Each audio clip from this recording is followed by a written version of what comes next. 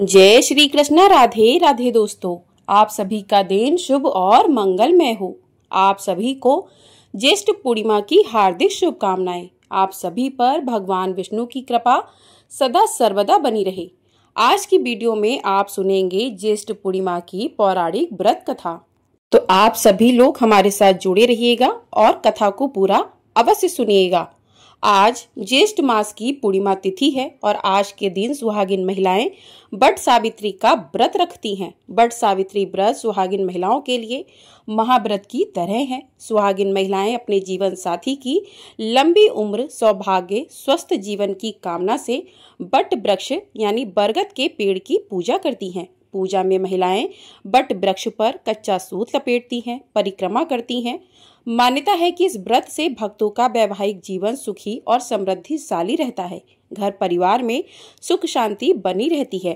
तो आज मैं आप सभी को सुनाने जा रही हूँ ज्येष्ठ पूर्णिमा की पावन व्रत कथा।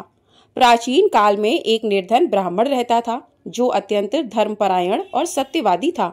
वह प्रतिदिन भगवान विष्णु और माता लक्ष्मी की पूजा करता, लेकिन दरिद्रता उसका पीछा नहीं छोड़ रही थी। उसकी पत्नी ने एक दिन उससे कहा कि हे स्वामी, क्या कोई ऐसा उपाय नहीं जिससे हमारी निर्धनता दूर हो और माता लक्ष्मी जी हम पर कृपा करें। तब ब्राह्मण ने कठोर तपस्या का संकल्प लिया और कई दिनों तक अन्न जल त्याग कर गहन उपवास किया। उसकी भक्ति से प्रसन्न होकर एक दिन माता लक्ष्मी स्वयं प्रकट हुई और कहने लगी, वत्स, मैं तुम्हारी भक्ति से अत्यंत प्रसन्न हूँ, मांगो क्या वर चाहिए। ब्राह्मण ने विनम्र भाव से कहा, माता, मुझे केवल इतना आशीर्वाद दे कि मेरी निर्धनता सदा के लिए समाप्त हो जाए और मैं कभी अधर्म के मार्ग पर न चलूं। महालक्ष्मी जी ने मुस्कुराकर कहा, पूर्णिमा के दिन सच्चे मन से मेरी आराधना करने वालों को मैं कभी कष्ट में नहीं रखती। जो व्यक्ति इस दिन दीप जलाकर दान पुण्य करता है, उसके घर से दरिद्रता कोसों दूर भागती है। ऐसा कहकर महालक्ष्मी अंतर्ध्यान हो गई। फिर ब्राह्मण ने महालक्ष्मी के आदेश का पालन किया और पूर्णिमा के दिन व्रत, दीपदान और दान पुण्य करने लगा। धीरे धीरे उसके जीवन में समृद्धि आने लगी और उसका घर धन धान्य से भर गया। हे महालक्ष्मी, इस कथा को सुनने वाले सभी भक्तों के घर में अपनी कृपा बनाए रखना। सभी के घर में सुख समृद्धि और अन्न धन के भंडार भरना।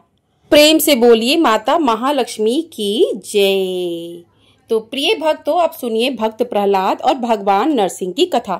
प्राचीन कथा के अनुसार महर्षि कश्यप की पत्नी दक्षपुत्री दिति के गर्भ से दो महान पराक्रमी बालकों का जन्म हुआ। इनमें से बड़े का नाम हिरण्यकश्यप और छोटे का नाम हिरण्याक्ष था। दोनों भाइयों में बड़ा प्रेम था। दोनों ही महाबलशाली, पराक्रमी और आत्मबल संपन्न थे। दोनों भाइयों ने युद्ध में देवताओं को पराजित करके स्वर्गलोक पर अपना अधिकार कर लिया। एक समय जब हिरण्याक्ष ने पृथ्वी को रसातल में ले जाकर छिपा दिया, तब भगवान श्री हरि विष्णु ने 12 अवतार धारण कर पृथ्वी की रक्षा के लिए हिरण्याक्ष का वध किया। अपने प्रिय भाई हिरण्याक्ष के वध से दुखी होकर हिरण्यकश्यप दैत्यों को प्रजा पर अत्याचार करने की आज्ञा देकर खुद मद्रांचल पर्वत पर तपस्या करने के लिए चला गया। वह भगवान विष्णु द्वारा अपने भाई की हत्या का बदला लेने के लिए श्री ब्रह्मा जी की घोर तपस्या करने लगा। इधर दैत्यों के राज्य को राजविहीन देखकर देवताओं ने उन पर आक्रमण कर दिया। दैत्यगण इस युद्ध में पराजित हुए और पाताल लोक को भाग गए। देवराज इंद्र ने हिरण्यकश्यप के महल में प्रवेश करके उसकी पत्नी कयाधु को बंदी बना लिया। उस समय कयाधु गर्भवती थी, इसलिए देवराज इंद्र उसे साथ लेकर अमरावती की ओर जाने लगे। तब देवर्षि नारद ने पूछा कि हे देवराज, आप कयाधु को कहाँ लेकर जा रहे हैं? देवराज ने कहा, देवर्षि, इसके गर्भ में हिरण्यकश्यप का अंश है, मैं इसे मारकर इसे छोड़ दूंगा। यह सुनकर नारद जी कहने लगे, देवराज इंद्र, इसके गर्भ में तो बहुत बड़ा भगवान श्री हरि विष्णु जी का भक्त है, जिसे मारना तुम्हारी शक्ति के बाहर है, इसलिए इसे छोड़ दो। फिर नारद जी के कथन का मान रखते हुए देवराज इंद्र ने कयाधु को छोड़ दिया और अमरावती पुरी चले गए। नारद जी कयाधु को अपने आश्रम पर ले आए और फिर उससे बोले, बेटी, जब तक तुम्हारा पति अपनी तपस्या पूरी करके नहीं आ जाता, तब तक तुम आराम से यहाँ रहो। कयाधु उस पवित्र आश्रम में नारद जी के प्रवचनों का लाभ लेती हुई आनंद से रहने लगी, जिसका गर्भ में पल रहे शिशु पर भी गहरा प्रभाव पड़ा। समय होने पर कयाधु ने एक पुत्र को जन्म दिया, जिसका नाम प्रहलाद रखा गया। इधर हिरण्यकश्यप की तपस्या पूरी हुई और वह ब्रह्मा जी से मनचाहा वरदान लेकर वापस अपनी राजधानी चलाया। जब प्रहलाद कुछ बड़े हुए तब हिरण्यकश्यप ने उनके शिक्षा की व्यवस्था की। प्रहलाद गुरु के सानिध्य में रहकर शिक्षा ग्रहण करने लगे। एक दिन हिरण्यकश्यप अपने मंत्रों के साथ सभा में बैठा हुआ था। उसी समय प्रहलाद अपने गुरु के साथ वहां आ गए। प्रहलाद को प्रणाम करते देखकर हिरण्यकश्यप ने उन्हें अपनी गोद में बिठाकर दुलार किया और कहने लगा, वत्स, तुमने अब तक अध्ययन में निरंतर तत्पर रहकर जो कुछ सीखा है उसमें से कुछ अच्छी बातें हमें भी सुनाओ। तब प्रहलाद बोले, पिताजी, मैंने अब तक जो कुछ भी सीखा है उसका सारांश आपको सुनाता हूँ। जो आदि मध्य और अंत से रहित, अजन्मा, वृद्धि और क्षय से शून्य और अच्युत है, समस्त कारणों के कारण और जगत की स्थिति और अंत करता, उन श्री हरि को मैं प्रणाम करता हूँ। यह सुनकर दैत्यराज हिरण्यकश्यप के नेत्र क्रोध से लाल हो गए। उसने कांपते हुए होठों से प्रहलाद के गुरु से कहा, अरे दुर्बुद्धि ब्राह्मण, यह क्या तूने मेरी अवज्ञा करके इस बालक को मेरे परम शत्रु की स्तुति से युक्त शिक्षा कैसे दी? तब गुरुजी ने कहा, आज आपको क्रोध के वशीभूत नहीं होना चाहिए। इतना क्रोध करना ठीक नहीं है। आपका पुत्र मेरी सिखाई हुई बातें नहीं कह रहा है। तब हिरण्यकश्यप बोला, बेटा प्रहलाद, बताओ तुम्हें यह शिक्षा किसने दी? तुम्हारे गुरुजी तो कह रहे हैं कि मैंने तो इसे ऐसा उपदेश दिया ही नहीं। तब भक्त प्रहलाद कहने लगे, पिताजी, हृदय में स्थित भगवान विष्णु ही तो संपूर्ण जगत के उपदेशक हैं। उन्हें छोड़कर और कौन किसी को कुछ सिखा सकता है? हिरण्यकश्यप कहने लगा, अरे मूर्ख, जिस विष्णु का तू निसंकोच होकर स्तुति कर रहा है वह मेरे सामने कौन है? मेरे रहते हुए कौन परमेश्वर कहा जा सकता है? फिर भी तू मौत के मुख में जाने की इच्छा से बार बार ऐसा बक रहा है। ऐसा कहकर हिरण्यकश्यप ने प्रहलाद को कई प्रकार से समझाया, लेकिन प्रहलाद के मन में श्री हरि के प्रति भक्ति और श्रद्धा भाव को वह कम नहीं कर पाया। तब अत्यंत क्रोधित होकर हिरण्यकश्यप ने अपने सेवकों से कहा, अरे यह तो बड़ा दुरात्मा है, इसे मार डालो। अब इसके जीने से कोई लाभ नहीं, क्योंकि यह शत्रु प्रेमी तो अपने ही कुल का नाश करने वाला हो गया है। इधर हिरण्यकश्यप की आज्ञा पाकर उसके सैनिकों ने प्रहलाद को अनेकों प्रकार से मारने का प्रयास किया, किंतु उनके सारे प्रयास श्री हरि की कृपा से असफल हो जाते थे। उन सैनिकों ने प्रहलाद पर अनेक प्रकार के अस्त्र शस्त्रों से आघात किए, लेकिन प्रहलाद को कुछ भी नहीं हुआ। फिर उन्होंने प्रहलाद के हाथ पैर बांधकर समुद्र में डाल दिया, फिर भी प्रहलाद बच गए। उन सब ने प्रहलाद को बहुत सारे विषैले सांपों से और पर्वत शिखरों से गिराया, लेकिन भगवान विष्णु की कृपा से प्रहलाद को कुछ भी नहीं हुआ। हिरण्यकश्यप और हिरण्याक्ष की एक बहन थी जिसका नाम था होलिका। वह भी तपस्या करके शक्तियां और वरदान अर्जित किया करती थी। उसे वरदान स्वरूप एक चादर मिली थी, जिस चादर को ओढ़ने मात्र से अग्नि उसे जला नहीं सकती थी। प्रहलाद को मारने के सारे प्रयास विफल होते देखकर हिरण्यकश्यप ने अपनी बहन होलिका के साथ मिलकर प्रहलाद को मारने का षड्यंत्र रचा। उसने प्रहलाद से कहा कि अगर उसे अपनी भक्ति पर विश्वास है तो वह अपनी बुआ होलिका के साथ अग्नि में जाकर बैठ जाए, अन्यथा विष्णु भक्ति त्याग दे। यह सुनकर प्रहलाद अपनी भक्ति के सहारे उस अग्नि में बैठने को तैयार हो गए। वेदी बनाई गई और उसके चारों ओर अग्नि का प्रबंध किया गया। होलिका अपनी दिव्य चादर ओढ़ कर बैठी, जो उसकी रक्षा अग्नि से करने वाली थी, और उसकी गोद में भक्त प्रहलाद बैठ गए। अग्नि प्रज्वलित की गई, लेकिन भक्त प्रहलाद बिल्कुल भी विचलित नहीं हुए, बल्कि वे तो भगवान की भक्ति में मग्न हो गए। अग्नि बढ़ने लगी, तभी हवा की तेजी से लपटों ने उस दिव्य चादर को उड़ाकर प्रहलाद को ढक दिया। आकाशवाणी हुई कि होलिका ने वरदान का दुरुपयोग किया, जिसके दंड स्वरूप उसकी मृत्यु निश्चित है। दंड स्वरूप होलिका उसी अग्नि में जलकर भस्म हो गई। इधर उसका भाई हिरण्यकश्यप अपनी बहन की मृत्यु से अत्यंत दुखी होकर विलाप करने लगा। इस प्रकार एक बार फिर से भक्त प्रहलाद की भक्ति की विजय हुई और अधर्म का नाश हुआ। प्रहलाद को सुरक्षित देखकर प्रजा में बड़ा संतोष दिखा। प्रजा ने उत्सव मनाया। यह बुराई पर अच्छाई की विजय है, अधर्म पर धर्म की विजय और क्रोध पर प्रेम की विजय है। प्रजा ने अपना आनंद अलग अलग रंगों से रंगोत्सव मनाकर किया। अक्षय अक्षय पकवान बनाए और गीत गाए। होलिका के अग्नि में जलकर भस्म हो जाने का और प्रहलाद के फिर से जीवित बच जाने का समाचार जब दूतों ने हिरण्यकश्यप को सुनाया तो वह अत्यंत दुखी हुआ और उसने प्रहलाद को अपनी सभा में बुलवाया। हिरण्यकश्यप ने प्रहलाद से कहा, अरे दुष्ट, जिसके बल पर तू ऐसी बहकी बहकी बातें करता है, तेरा वह ईश्वर कहाँ है? अगर वह चारों ओर है तो मुझे इस खंबे में क्यों नहीं दिखाई देता? तब प्रहलाद ने कहा, पिताजी, मुझे तो वे प्रभु खंबे में भी दिखाई दे रहे हैं। यह सुनकर हिरण्यकश्यप क्रोध के मारे खुद को संभाल नहीं सका और हाथ में तलवार लेकर सिंहासन से कूद पड़ा। उसने बड़े जोर से उस खंबे में एक बार मारा। उस समय उस खंबे से बड़ा भयंकर शब्द हुआ और उस खंबे को तोड़कर एक विचित्र प्राणी बाहर निकलने लगा, जिसका आधा शरीर सिंह का और आधा मनुष्य का था। यह भगवान श्री हरि का नरसिंह अवतार था। उनका रूप बड़ा भयंकर था। उनकी तपाई हुई सोने के समान पीली पीली आंखें थीं। उनकी दाढ़ी बड़ी विकराल थी और वे भयंकर शब्दों से गर्जना कर रहे थे। उनके पास जाने का साहस किसी में भी नहीं हो रहा था। यह देखकर हिरण्यकश्यप सिंहनाद करता हुआ हाथ में गदा लेकर नरसिंह भगवान पर टूट पड़ा। भगवान श्री हिरण्यकश्यप के साथ कुछ देर तक युद्ध लीला करते रहे और अंत में उसे झपटकर दबोच लिया। उसे सभा के दरवाजे पर ले जाकर अपनी जांघों पर गिरा लिया और खेल खेल में अपनी नखों से उसके कलेजे को फाड़कर उसे पृथ्वी पर पटक दिया। इसके बाद वहां उपस्थित अन्य असुरों और दैत्यों को खदेड़ खदेड़ कर मार डाला। भगवान का क्रोध बढ़ता ही जा रहा था और भगवान हिरण्यकश्यप के ऊंचे सिंहासन पर विराजमान हो गए। उनके क्रोधपूर्ण मुखाकृति को देखकर किसी को भी उनके निकट जाकर उन्हें प्रसन्न करने का साहस नहीं हो रहा था। हिरण्यकश्यप की मृत्यु का समाचार सुनकर उस सभा में ब्रह्मा, इंद्र, शंकर, सभी देवगण, ऋषि मुनि, सिंध, नाग, गंधर्व आदि पहुंचे और थोड़ी दूरी पर स्थित होकर सभी ने भगवान की अलग अलग स्तुति की, लेकिन भगवान का क्रोध शांत ही नहीं हुआ।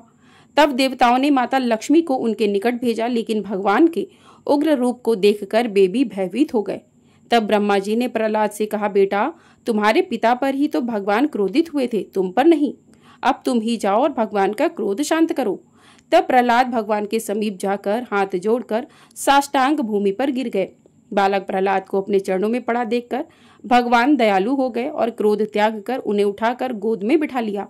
फिर प्रेम पूर्वक बोले, वत्स प्रहलाद, तुम्हारे जैसे एकांत प्रेमी भक्त को यद्यपि किसी वस्तु की अभिलाषा नहीं रहती, फिर भी तुम केवल एक मनवंतर तक दैत्याधिपति के समस्त भोग स्वीकार कर लो। भोग के द्वारा पुण्य कर्मों के फल और निष्काम पुण्य कर्मों के द्वारा पाप का नाश करते हुए समय पर शरीर का त्याग करके समस्त बंधनों से मुक्त होकर तुम मेरे पास आ जाओगे।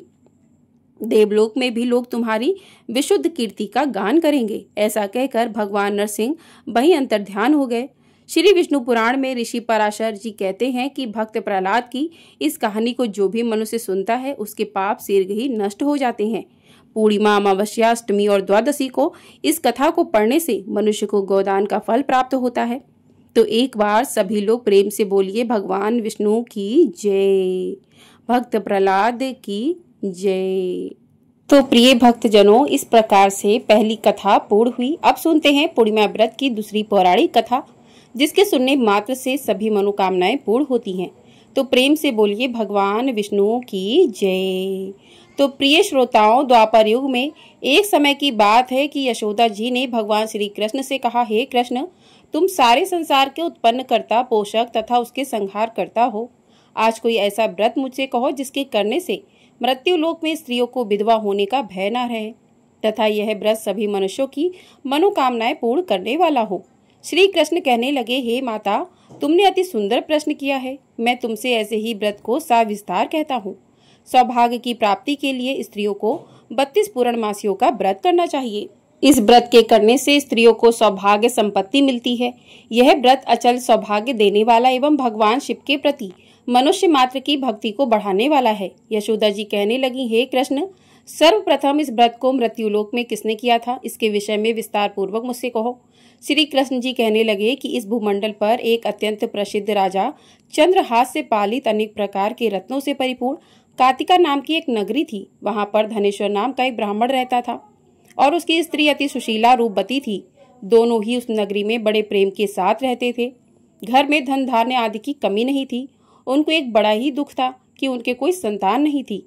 इस दुख से वह अत्यंत दुखी रहते थे। एक समय एक बड़ा तपस्वी योगी उनकी नगरी में आया। वह योगी उस ब्राह्मण के घर को छोड़कर अन्य सभी घरों से भिक्षा लाकर भोजन किया करता था। रूपवती से वह भिक्षा नहीं लिया करता था। उस योगी ने एक दिन रूपवती से भिक्षा न लेकर किसी अन्य घर से भिक्षा लेकर गंगा किनारे जाकर भिक्षान्न को प्रेम पूर्वक खा रहा था कि धनेश्वर ने योगी का यह सब कार्य किसी प्रकार से देख लिया। अपनी भिक्षा के अनादर से दुखी होकर धनेश्वर योगी से बोला कि महात्मन, आप सब घरों से भिक्षा लेते हो परंतु मेरे घर की भिक्षा कभी भी नहीं लेते। इसका कारण क्या है? योगी ने कहा कि निसंतान के घर की भीख पतितों के समान तुल्य होती है और जो पतितों का अन्न खाता है वह भी पतित हो जाता है। चूंकि तुम निसंतान हो अथवा पतित हो जाने के भय से मैं तुम्हारे घर की भिक्षा नहीं लेता हूँ। धनेश्वर यह बात सुनकर अपने मन में बहुत दुखी हुआ और हाथ जोड़कर योगी के पैरों पर गिर पड़ा तथा आर्द्र भाव से कहने लगा कि हे महाराज, यदि ऐसा है तो आप मुझको पुत्र प्राप्ति का उपाय बताइए। आप सर्वज्ञ हैं, मुझ पर अवश्य ही यह कृपा कीजिए। धन की मेरे घर में कोई कमी नहीं, परंतु मैं पुत्र न होने के कारण अत्यंत दुखी हूँ। आप मेरे इस दुख का हरण करें, आप सामर्थ्यवान हैं। यह सुनकर योगी कहने लगे, हे ब्राह्मण, तुम चंडी की आराधना करो। घर आकर उसने अपनी स्त्री से सब वृत्तांत कहा और स्वयं तप के निमित्त वन में चला गया। वन में जाकर उसने चंडी की उपासना की और उपवास किया।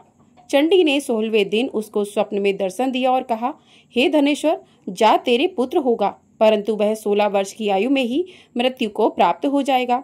यदि तुम दोनों स्त्री पुरुष 32 पूर्णमासियों का व्रत विधि पूर्वक करोगे तो वह दीर्घायु होगा। जितनी तुम्हारी सामर्थ्य हो आटे के दिए बनाकर शिव जी का पूजन करना, परंतु पूर्णमासी को 32 हो जाने चाहिए। प्रातःकाल होने पर इस स्थान के समीप ही तुम्हें एक आम का वृक्ष दिखाई देगा। उस पर तुम चढ़कर एक फल तोड़कर शीघ्र अपने घर चले जाना। अपनी स्त्री से सब वृत्तांत कहना। ऋतु स्नान के पश्चात वह स्वच्छ होकर भगवान शंकर जी का ध्यान करके उस फल को खा लेगी। तब शंकर भगवान की कृपा से उसको गर्भ हो जाएगा। जब वह ब्राह्मण प्रातःकाल उठा तो उसने उस स्थान के पास ही एक आम का वृक्ष देखा, जिस पर एक अत्यंत सुंदर आम का फल लगा हुआ था। उस ब्राह्मण ने उस आम के वृक्ष पर चढ़कर उस फल को तोड़ने का प्रयत्न किया, परंतु वृक्ष पर कई बार प्रयत्न करने पर भी वह चढ़ नहीं पाया। तब तो उस ब्राह्मण को बहुत चिंता हुई और उसने विघ्न विनाशक श्री गणेश जी की वंदना करने लगा कि हे दयानिधे, अपने भक्तों के विघ्नों का नाश करके उनके मंगल कार्य को करने वाले, दुष्टों का नाश करने वाले, रिद्धि सिद्धि के देने वाले, आप मुझ पर कृपया करके इतना बल दें कि मैं अपने मनोरथ को पूर्ण कर सकूं। इस प्रकार गणेश जी की प्रार्थना करने पर उनकी कृपा से धनेश्वर वृक्ष पर चढ़ गया और उसने एक अति सुंदर आम का फल देखा। उसने विचार किया कि जो वरदान से फल मिला था वह यही है और कोई फल दिखाई नहीं देता। उस धनेश्वर ब्राह्मण ने जल्दी से उस फल को तोड़कर अपनी स्त्री को लाकर दिया और उसकी स्त्री ने अपने पति के कथानुसार उस फल को खा लिया और वह स्त्री गर्भवती हो गई। देवी जी की असीम कृपा से उसे एक अत्यंत सुंदर पुत्र उत्पन्न हुआ, जिसका नाम उन्होंने देवीदास रखा। माता पिता के हर्ष और शोक के साथ वह बालक शुक्ल पक्ष के चंद्रमा की भांति अपने पिता के घर में बढ़ने लगा।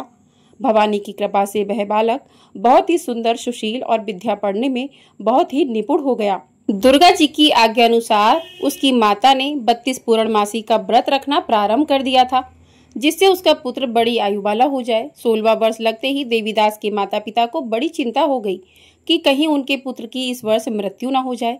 इसलिए उन्होंने अपने मन में विचार किया कि यदि यह दुर्घटना उनके सामने हो गई तो वे कैसे सहन कर सकेंगे। उन्होंने देवीदास के मामा को बुलाया और कहा कि हमारी इच्छा है कि देवीदास 1 वर्ष तक काशी में जाकर विद्या अध्ययन करे और उसको अकेला भी नहीं छोड़ना चाहिए। इसलिए साथ में तुम चले जाओ और 1 वर्ष के पश्चात इसको वापस लौटा लाना। सब प्रबंध करके उसके माता पिता ने काशी जाने के लिए देवीदास को एक घोड़े पर बिठाकर उसके मामा को उसके साथ कर दिया, किंतु यह बात उसके मामा या किसी और से नहीं कही।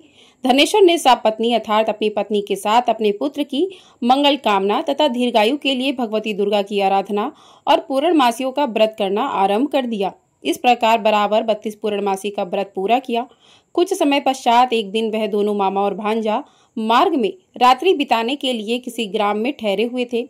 उस दिन उस गांव में एक ब्राह्मण की अत्यंत सुंदर, सुशीला, विदुषी और गुणवती कन्या का विवाह होने वाला था।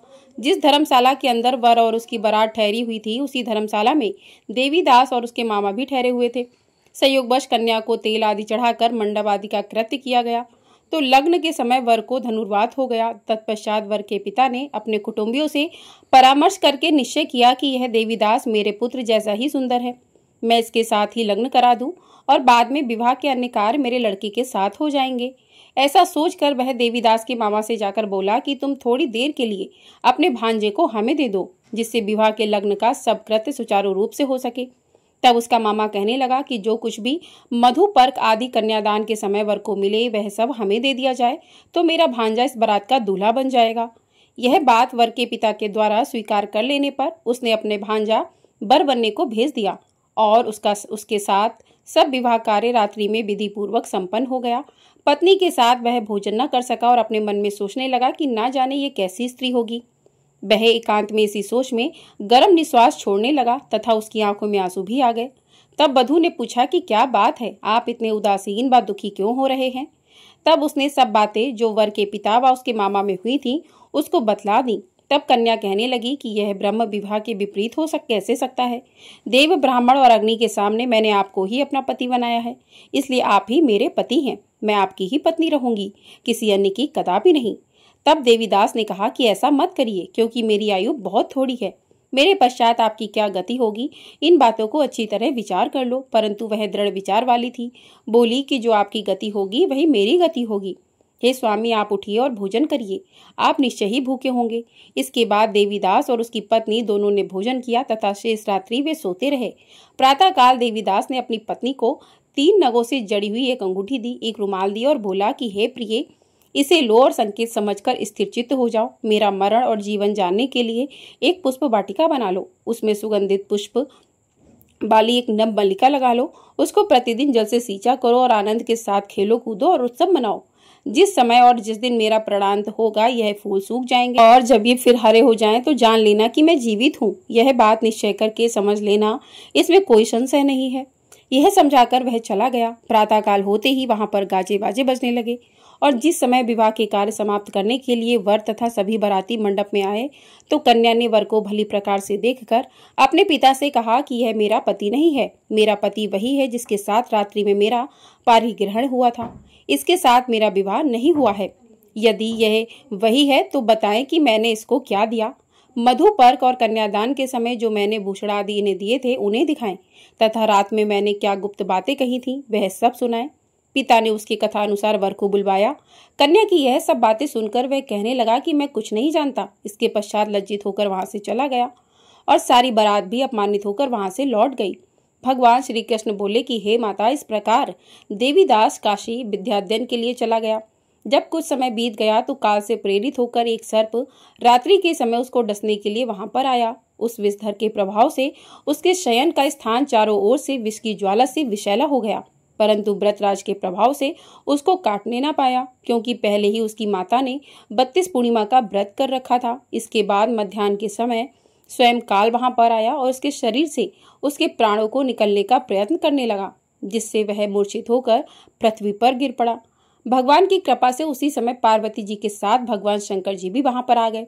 उसको मूर्छित दशा में देखकर पार्वती जी ने भगवान शंकर जी से प्रार्थना की कि हे महाराज, इस बालक की माता ने पहले 32 पूर्णिमा का व्रत किया था, जिसके प्रभाव से हे भगवान आप इसको प्राण दान दें। भवानी के कहने पर भक्त वत्सल भगवान शिव जी ने उसको प्राण दान दे दिया। इस व्रत के प्रभाव से काल को भी पीछे हटना पड़ा और देवीदास स्वस्थ होकर बैठ गया। उधर उसकी स्त्री उसके काल की प्रतीक्षा किया करती थी। जब उसने देखा कि उस पुष्प वाटिका में पत्र पुष्प कुछ भी नहीं रहे तो उसको अत्यंत आश्चर्य हुआ और जब वह वैसे ही हरी भरी हो गई तत्पश्चात वह जान गई कि वह जीवित हो गए हैं। यह देखकर वह बहुत प्रसन्न मन से अपने पिता से कहने लगी कि पिताजी, मेरे पति जीवित हैं, आप उनको ढूंढिए। जब 16वां वर्ष व्यतीत हो गया तो देवीदास भी अपने मामा के साथ काशी से चल दिया। इधर उसे ससुर उसको ढूंढने के लिए अपने घर से जाने वाले ही थे कि वह दोनों मामा भांजा वहां पर आ गए। उसको आया देखकर उसका ससुर बड़ी प्रसन्नता के साथ अपने घर में ले आया। उस समय नगर के निवासी भी वहां इकट्ठे हो गए और सबने निश्चय किया कि अवश्य ही इसी बालक के साथ इस कन्या का विवाह हुआ था। उस बालक को जब कन्या ने देखा तो पहचान लिया और कहा कि यह तो वही है जो संकेत करके गया था। तदुपरांत सभी कहने लगे कि भला हुआ जो यह आ गया और सब नगरवासियों ने आनंद मनाया। कुछ दिन बाद देवीदास अपनी पत्नी और मामा के साथ अपने ससुर के घर से बहुत सा उपहार आदि लेकर अपने घर के लिए प्रस्थान किया। जब वह अपने गांव के निकट आ गया तो कई लोगों ने उसको देखकर उसके माता पिता को पहले ही जाकर खबर दे दी कि तुम्हारा पुत्र देवीदास अपनी पत्नी और मामा के साथ घर वापस आ रहा है। ऐसा समाचार सुनकर पहले तो उन्हें विश्वास ही नहीं हुआ, किंतु जब और लोगों ने भी आकर उनकी बात का समर्थन किया तो उनको बड़ा आश्चर्य हुआ। लेकिन थोड़ी देर में देवीदास ने आकर अपने माता पिता के चरणों में अपना सिर रखकर प्रणाम किया और उसकी पत्नी ने अपने सास ससुर के चरणों को स्पर्श किया तो माता पिता ने अपने पुत्र और पुत्र वधू को अपने हृदय से लगा लिया और दोनों की आंखों से प्रेम अश्रु बह चले। अपने पुत्र और पुत्रवधू के आ जाने की खुशी में धनेश्वर ने बड़ा भारी उत्सव किया और ब्राह्मणों को भी बहुत सा दान दक्षिणा देकर प्रसन्न किया। श्री कृष्ण जी कहने लगे कि इस प्रकार धनेश्वर 32 पूर्णिमाओं के व्रत के प्रभाव से पुत्रवान हो गया। जो भी स्त्रियां इस व्रत को करती हैं वे जन्म जन्मांतर में वैधव्य का दुख नहीं भोगती और सदैव सौभाग्यवती रहती हैं। यह मेरा वचन है, इसमें कोई संदेह नहीं मानना। यह व्रत पुत्र पौत्रों को देने वाला तथा संपूर्ण मनोकामनाओं को पूर्ण करने वाला है। 32 पूर्णिमाओं का व्रत रखने से व्रती की सब इच्छाएं भगवान शिव जी की कृपा से पूर्ण हो जाती हैं। तो आइए हम सब मिलकर बोलते हैं, भगवान श्री विष्णु जी की जय। प्रेम से बोलिए, भगवान भोलेनाथ की जय। तो इस प्रकार से ज्येष्ठ पूर्णिमा की पौराणिक कथा पूर्ण हुई। आप लोगों को वीडियो पसंद आई हो, वीडियो को लाइक कर दीजिएगा। चैनल पर नए हैं तो चैनल को सब्सक्राइब भी जरूर कर लीजिएगा। आपको हमारे चैनल पर इसी प्रकार से आगे आने वाले व्रत त्योहारों की कथाएं प्रतिदिन सुनाई जाती हैं। तो इन कथाओं को सुनने के लिए चैनल को सब्सक्राइब कीजिएगा और कमेंट बॉक्स में जय श्री कृष्ण राधे राधे भी अवश्य लिखिएगा। प्रेम से बोलिए, जय श्री कृष्ण राधे राधे।